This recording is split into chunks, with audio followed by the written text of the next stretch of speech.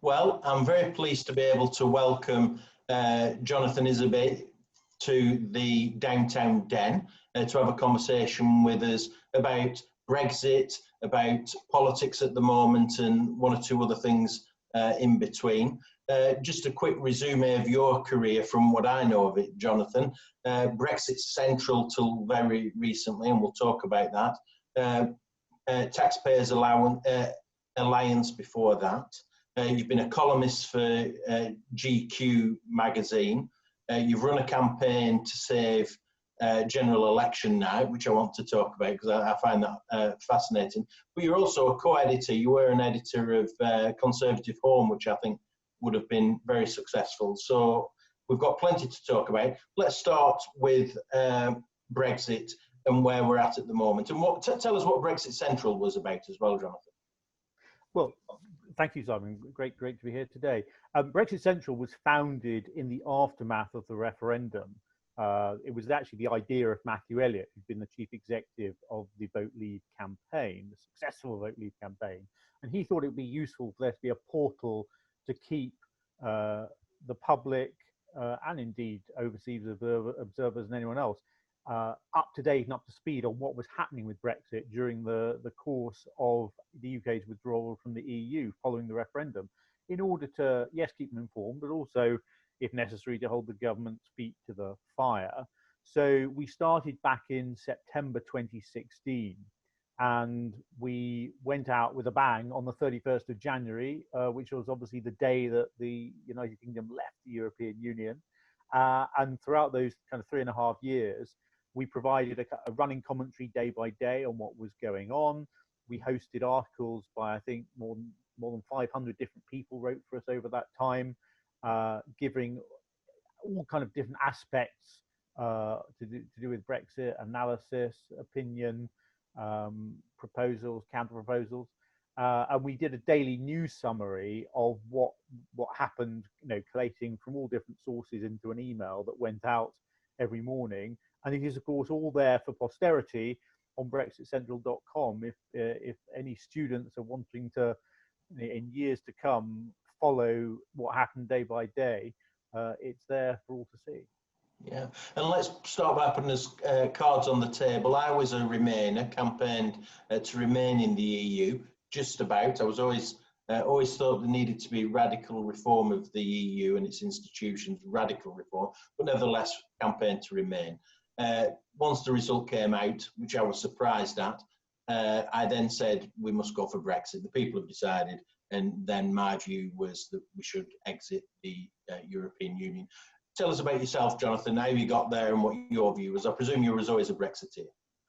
I've always been very sceptical about the European Union. I mean, you only need to go back to, even when I was at school at the time of the Maastricht Treaty going through. And even then, I was deeply uncomfortable about this massive handing over of power to Brussels without any recourse to the British public in a referendum. And it seemed that all the main political parties were cozily in favour of this transfer of powers, and it was a pretty small minority of politicians, some in the Labour Party, some in the Conservative Party, who were against it. And with every new treaty that came along in the 25 years after Maastricht, more and more power was given away. There was this sense that this political project was something that, frankly, the British people weren't invested in, had never really signed up to. When we joined the EEC back in the early 70s, it was sold as an economic project to do with trade, which I think most people were happy with. But the political nature of that project became clearer and clearer over the years. And I certainly felt that, enough was enough. And you say the EU needs radical reform from within. Clearly it does. Clearly I wanted that. But I'd come to the conclusion by the time of the referendum that frankly was impossible. It wasn't going to happen. The EU was unreformable. And certainly looking at the leadership of the European Union, there were not enough people at the top of that organization that realized that kind of reform was necessary. So it was better to simply say, we want different things, let's have a clean break. And that's what we did. And worst case scenario, where do you think, had we remained in the EU, where do you think, what's the worst case scenario? What were you most fearful of as ending up with in terms of the EU? Well, I say I had just objected on constitutional and sovereignty grounds to the amount of vetoes that we'd given away and the amount of regulations that were being foisted upon the country that we didn't necessarily need to have to abide by. No, but there's also the money element to it. The fact that the EU was taking net 12 billion plus a year from the UK and spraying it around other parts of the European Union, and thank God we never did join the euro. And dare I say it, I think probably Gordon, that may be the thing that Gordon Brown goes down in history for as his most important achievement when he was Chancellor, stopping Blair from getting us into the euro. But we may not be in the euro, but our exposure to potential problems, having to finance, debts for Greece and other countries which are in far less an economic good situation than us. I just felt we needed to extricate ourselves from it. But I just wondered whether you thought it might get even worse in the EU, if you'd anticipated it getting worse, EU military force, etc. Did you see the scenario becoming even darker? Well, of course, we were told that talking about an EU army a few years ago was a dangerous fantasy by people like Nick Clegg. But not long after the UK decision to leave the European Union, suddenly the European Union talks perfectly openly about military integration. That just goes to show that the EU and the Brussels machine is obsessed with integration and centralization in every single area of life. I didn't want to be part of that. I think the British people made clear they didn't want to be part of that. So it's for the best that we go our separate ways and wish them well. I certainly don't wish ill on the European Union.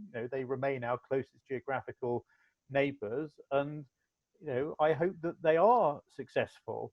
But what they want to do, I say, is a very different kind of scheme than I would want us to sign up to. And the public decision was to come out, and it's interesting, isn't it? Why couldn't Theresa May get us out, but Boris could? Well, I mean, it all comes down to parliamentary arithmetic, doesn't it? And I spent much of the last 3.5 years sitting in the press gallery in the House of Commons as debates went on and votes took place, and you saw the way the numbers stacked up. That I mean, you said yourself that you were a Remainer, but you accepted the result to leave in the aftermath of the referendum. And I think, frankly, most people in the country who backed Remain similarly took that view. The idea that there has always been, since referendum day, this 48% who wanted to remain is absolutely for the birds. I think the vast majority of Remain voters accepted the result and wanted Brexit to happen. It's unfortunate, however, that there was a minority, but I'm afraid a very vocal minority within the political class in Westminster who simply didn't accept that referendum result. And they may have paid lip service to it initially. And it's interesting. You look at the roll call of MPs who voted to trigger Article 50, included people even like Anna Soubry, who, a few years down the line became such an inveterate opponent of leaving the European Union that she left her party, went to a new party, as did various others. And say, I spent a lot of last year looking down on the House of Commons chamber as these debates took place. I remember those debates where backbenchers had forced the government to have these votes on a whole load of different options, and literally they voted down every single possibility. It became parliamentary gridlock, and under Theresa May's premiership, the numbers simply weren't there to get it happen, to make it happen. And in retrospect, the day after the 2017 general election, when she lost her majority probably was the moment where it was clear there was actually going to have to be another vote in the form of another general election in order to finally seal the deal. And obviously, that's what happened in December last year. And Team Boris called it right, didn't they? They sensed the feeling in the country. People had had enough with the shenanigans in Westminster and in Parliament, the toing and froing over Brexit. People were effectively saying, the majority were effectively saying, goodness me, get us out, we've had enough.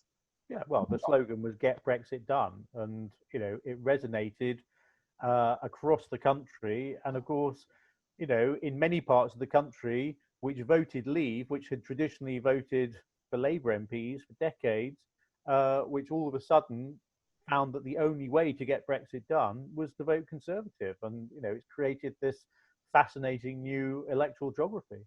Yeah, absolutely. And to bring us up to date then in terms of Brexit, just tell us where we're up to. Many of the viewers in membership and in the wider network that will view this won't be familiar. They'll have been distracted by the pandemic, to say the least.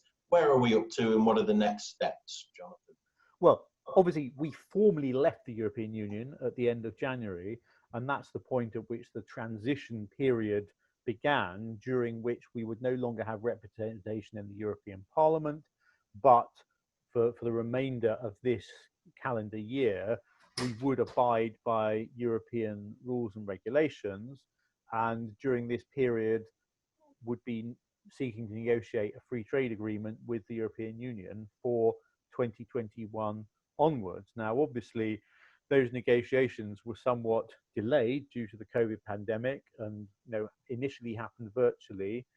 They've now gone back to having face-to-face meetings. They were in Brussels last week. Michel Barnier was in London this week, and I think had dinner with David Frost, who's the Prime Minister's key man on this, a couple of nights ago. I think they're in Brussels again next week, in London the week after. We're now in a pretty intensive phase of talks about trying to get a free trade agreement, but after the end of the transition period. There are obviously disputes over what that should be like and the basis for it. The European Union has been making some quite, I would say, outrageous demands of the UK. There's been talk of trying to act as if the UK was still in the common fisheries policy, whereas the UK is absolutely steadfast in saying that the government is steadfast in saying that we will be an independent coastal state. We'll negotiate fishing rights annually in the same way that any other independent coastal state would do. Indeed, the way I think that the European Union does with Norway.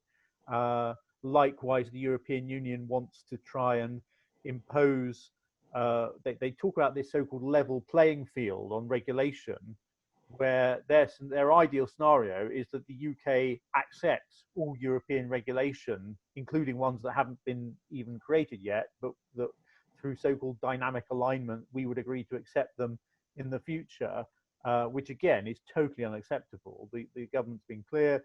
We need to be able to act as an independent nation after Brexit. Yeah, and of course, if you're going to sell goods into the European Union market, of course, you need to make sure that those goods fulfill the regulations to be sold in the European market, but we shouldn't have to abide by those for the domestic market and for other markets elsewhere in the world. In the same way that the European Union has a trade deal with Canada. That doesn't involve Canada accepting all European Union regulations. So the deal that I hope that we'll do with the European Union ourselves shouldn't include any such measures either. And what should business be doing in terms of preparation? I know that's a very general point. It'll be different for different sectors, but are there any key points that business should be aware of? Well, business needs to remember that, at the end of 2021, we will have left the European Union single market and the European Union customs union. Those things happen regardless of whether there's a trade deal or not. And obviously that does mean that there are new procedures to be aware of in terms of export declarations and import declarations. So I think the government has already said that in terms of import declarations, there's going to be a kind of 6-month phasing in period at the beginning of next year, because obviously this whole process has been slightly set back by the COVID pandemic.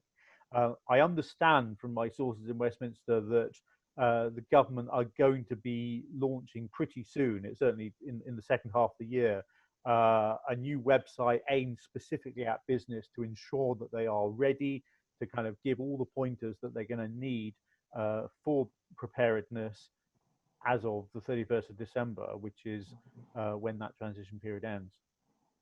Good.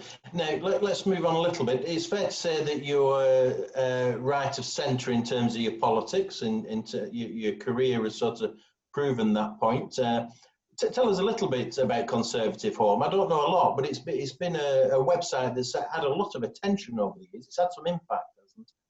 Yeah, well, I was co-editor of Conservative Home between 2008 and 2011, so covering the period of kind of David Cameron's final 2 years in opposition and the lead up to the general election, and then following the first year of the coalition government. Conservative Home was actually created back in 2005 by Tim Montgomery. That he was the founder of the website. He's the one for whom the kudos should go for founding it. And it was very much seen as a place for the conservative grassroots voice to be heard. You know, the internet and blogging and created extraordinary opportunities for almost the kind of democratization of the media, in the sense that it was far easier for an individual to set up a portal through which to communicate with the world. And you know, you obviously blog sites and websites emerged on all sides of the political spectrum back in the 2000s to make that happen. But I suppose Conservative Home was probably the premier in the Premier League of those sites. And say from the beginning, it was a way of communicating both to the grassroots and from the grassroots to the party leadership. I mean, all political parties, certainly the two main parties, I think, over the last couple of decades, have become increasingly centralized, and sometimes it seems harder for members on the ground to have their voices heard and to feel involved. And so Conservative Home did that. It's, you know, ever since its founding, it's done a monthly survey to rate the various, you know, shadow cabinet or cabinet members, and to talk about what readers were seeking in terms of policy proposals and ideas. Yep. Just on that, Jonathan, what are the latest survey findings in terms of Boris and his Chancellor Rishi Sunak? Any key findings there? Well, I think I'm right in saying that Rishi Sunak is riding very, very high in the polling at the moment amongst the Conservative Party membership, and you know, he's certainly, you know, in journalese would be deemed to have had a good crisis, if you like. He, you know, I mean, he's younger than I am. You know, this is where I began to feel that I'm past it, when the Chancellor of the Exchequer is younger than me. But you know, he's obviously only been at the top of the political tree for 6 months now. You know, and prior to him becoming Chancellor, I think very few people had heard of him. But he was obviously someone in whom Boris had a great deal of confidence. And you know, thus far, certainly in the way that he's gone about doing the job of Chancellor, has done it with aplomb. You know, I mean, it's hard to judge right now, but I think, you know, people will look back in time over the decisions that he's been part of in terms of the schemes that he's overseen and set up, you know, some of which came earlier in the crisis, some of which have come in the summer statement this week, you know, as to whether or not those in retrospect were the right thing to do or not. So, I mean, in a sense, the jury is out on, you know, he's kind of, you know, medium to long term success. And what do you make of his summer statement? Did you catch the headlines from that, or did you watch it?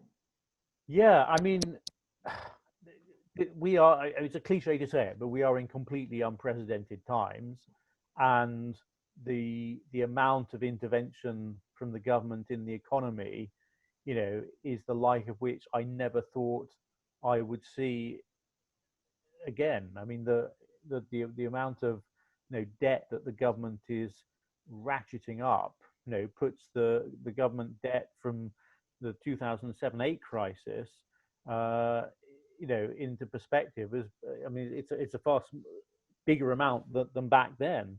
The shock to the economy has been appalling, and government has obviously felt it was right to make these unprecedented interventions in order to to keep things moving. But it remains to be seen whether these measures are short-term sticking plaster, which just uh, creates a further problem just slightly further down the line, or whether they will have been measures which help return the economy to economic health rather rather swiftly, which is obviously what we would all like.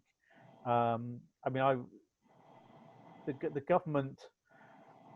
Someone said yesterday, the government needs to create jobs. Well, the government doesn't create jobs. It's business and entrepreneurs that create jobs. And I think that the most important thing that the government should be doing is creating the environment in order to make uh, job creation as easy as possible and as successful as possible.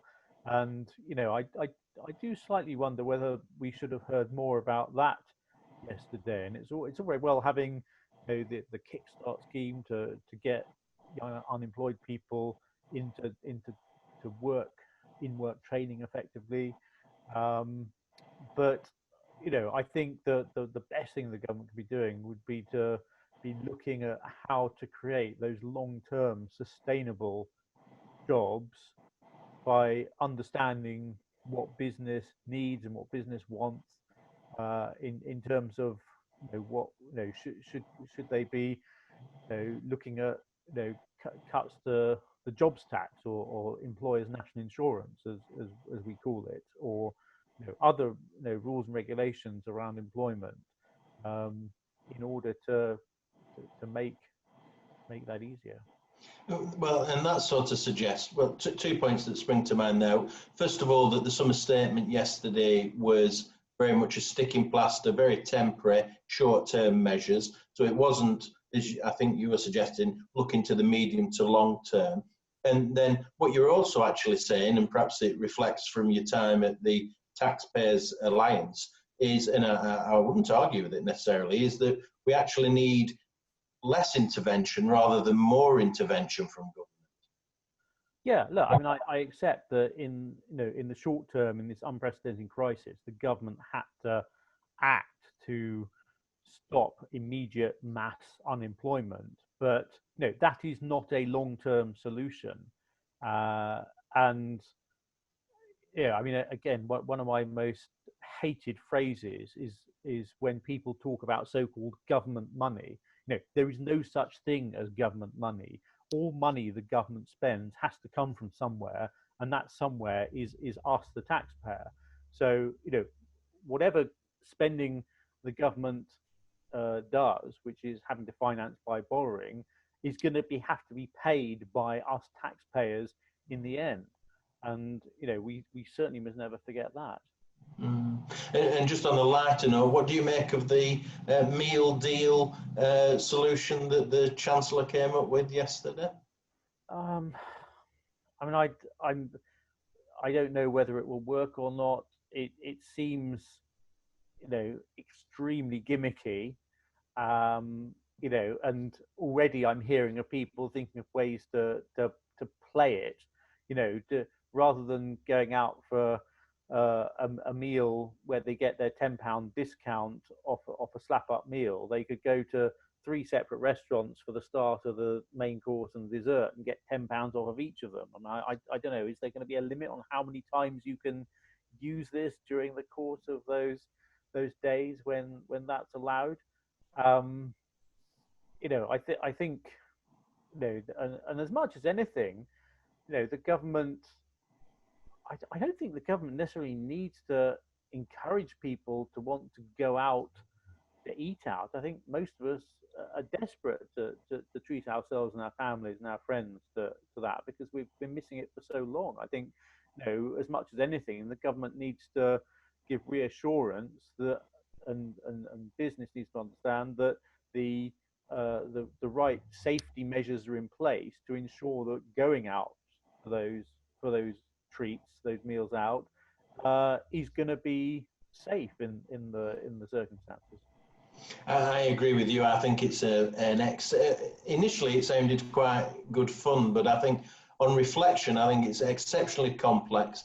And in terms of people playing it, I think, as you suggest, individuals, but also there'll be some businesses and restaurants that play it quite effectively, actually, in terms of accruing some cash, if I can say that. But interesting times, interesting temporary solutions.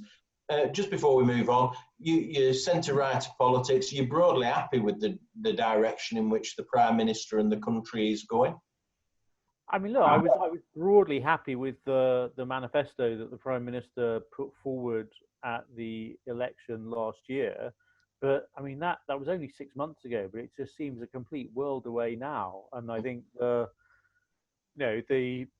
way that this parliament is going to be completely defined by COVID and what happens to the economy following it. I mean, it's bizarre that Brexit's almost been forgotten about, and I remember during the course of the last year or two that the amount of times that friends of mine were absolutely fed up to the teeth of me talking about Brexit. It was the only thing on the news, and it was just so intense. Well, in a sense, now they're saying, "Come back, Brexit. All is forgiven," because we're fed up of COVID and everything that's come out of that. And yeah, I think, in a sense, the government will obviously want to put into practice as much of its manifesto from the last election as possible. And I think that the levelling up agenda and ensuring that there's a good deal for people in all parts of the United Kingdom is something they're going to want to continue to pursue. But so much of what was on the agenda has had to be just put completely to the back burner while they concentrate on the health crisis. And I've known you several years, Jonathan. Somebody who's had a real impact, very much in the background. You've not been at the, you've not been in elected office, as far as I'm aware, anyway. But what next for you? What's the next steps in your career? Watch this space is what I'd say. I'm obviously Brexit Central came to a conclusion at the end of January, and I kind of took February to recharge, and then obviously COVID happened. So March onward was not the ideal time to be in looking for a new job. However, I'm in very advanced talks about a new role, which I can't say anything about because it isn't yet signed and sealed. But watch this space. Sounds very interesting. You'll come back and speak to us once you're settled into whichever new role you fulfil. But let's finish by talking about Save General Election now, which fascinates me. Tell us a little bit about the campaign and the impact that it had. So this goes back to 2009. In the autumn of 2009, I became aware that returning officers who run the counts for the general elections were trying to gang up on the government and the politicians effectively to try and move counting of the votes to the Friday morning rather than on the Thursday night. Now, over the last 3 or 4 decades, more and more counts have been happening on the Thursday night. There were 1 or 2 places where they still were happening on a Friday. Places like the constituency that involves the Scilly Isles, St Ives down in Cornwall, and 1 or 2 others that had counted on Friday because they were such sparse rural areas. But most constituencies counted on a Thursday night, and that I thought was a good thing. and most of my friends in politics from all sides of the political spectrum thought that counting the votes on the night was the right thing to do. After all, if people have taken the trouble to vote, you should take the trouble to get on with giving them a result. And, there are implications about potentially security of the ballot if, millions of ballot papers are having to be stored overnight somewhere.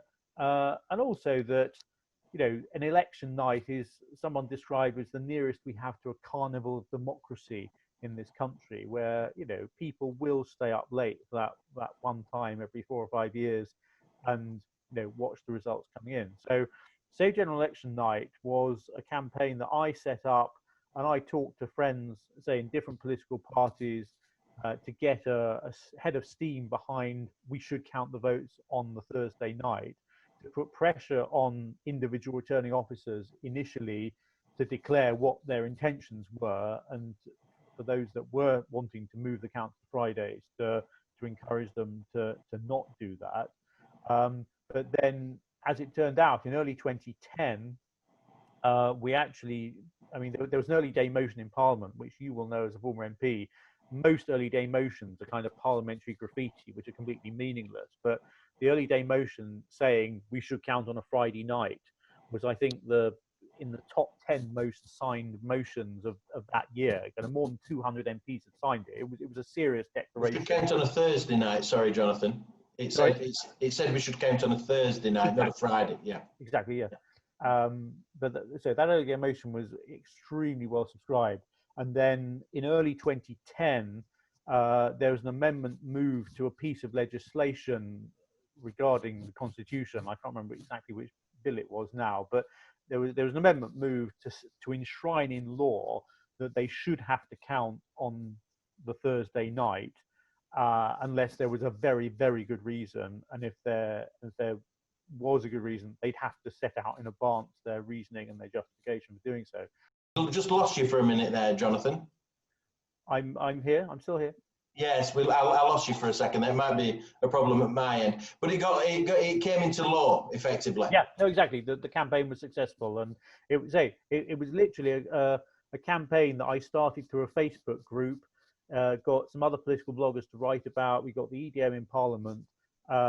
It was a campaign with we didn't have any budget at all. It was just ideas and contacts and pushing the right buttons in the right places, and it was very successful. So, well, let me say thank you. As a political nerd, election night, I'm a terrible candidate. I don't enjoy it when I'm a candidate, but nevertheless, we couldn't live without it, could we? The idea of it being on a Friday just isn't the same, and I'm so pleased that you had the success that you did have. So let's finish on that note. Jonathan, it's been a real pleasure speaking with you.